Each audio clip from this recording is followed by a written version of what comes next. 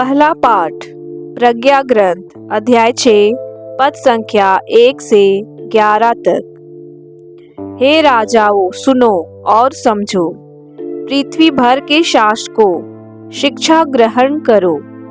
तुम जो बहुसंख्यक लोगों पर अधिकार जताते हो और बहुत से राष्ट्रों का शासन करने पर गर्व करते हो, मेरी बातों पर कान दो, क्योंकि प्रभु ने तुम्हें प्रभुत्व प्रदान किया।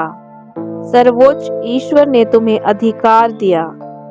वही तुम्हारे कार्यों का लेखा लेगा और तुम्हारे विचारों की जांच करेगा। तुम उसके राज्य के सेवक मात्र हो।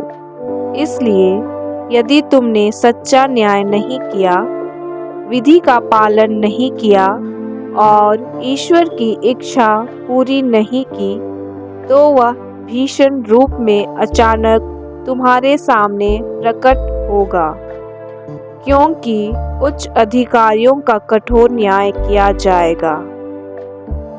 जो दीनहीन है वह क्षमा और दया का पात्र है, किंतु जो शक्तिशाली हैं उनकी कड़ी परीक्षा ली जाएगी। सर्वेश्वर पक्षपात नहीं करता और बड़ों के सामने नहीं झुकता, क्योंकि उसी ने छोटे और बड़े दोनों को बनाया और वह सबों का समान ध्यान रखता है।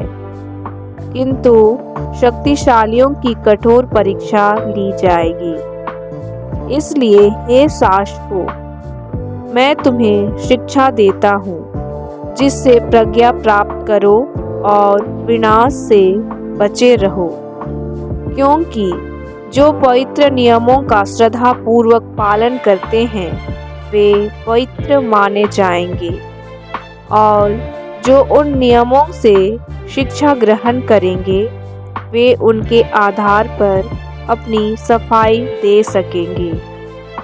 इसलिए मेरी इन बातों को अपनाओ और इनका मनन करो, जिससे तुम्हें शिक्षा प्राप्त हो जाए।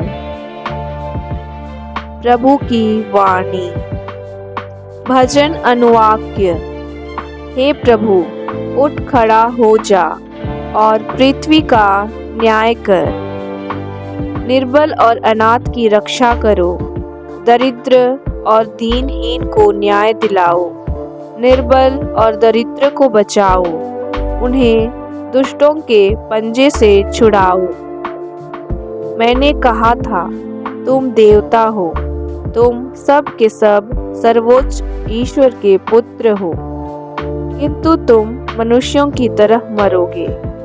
तुम अन्य शासकों की तरह नष्ट हो जाओगे। जय घोष, हालेलुया। आप लोग सब बातों के लिए ईश्वर को धन्यवाद दें, क्योंकि यीशु मसीह के अनुसार आप लोगों के विषय में ईश्वर की इच्छा यही है। हालेलुया। सुसमाचार। संत लूकस के अनुसार आज का पवित्र सुसमाचार अध्याय 17 पद संख्या 11 से 19 तक। यीशु यरूशलेम की यात्रा करते हुए समारिया और गलीलिया के सीमा क्षेत्रों से होकर जा रहे थे। किसी गांव में प्रवेश करते समय उन्हें 10 कोढ़ी मिले। वे दूर खड़े होकर ऊंचे स्वर से पुकारने लगे, हे यीशु, हे गुरु, हम पर दया कीजिए।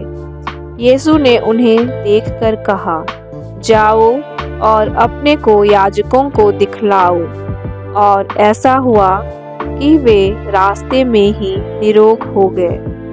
तब उनमें से एक यह देखकर कि मैं निरोग हो गया हूँ, ऊंचे स्वर से ईश्वर की स्तुति करते हुए लौटा। वह यीशु को धन्यवाद देते हुए उनके चरणों पर मुंह के बल गिर पड़ा, और वह समारी था। यीशु ने कहा, क्या 10 निरोग नहीं हुए? तो बाकी 9 कहाँ हैं?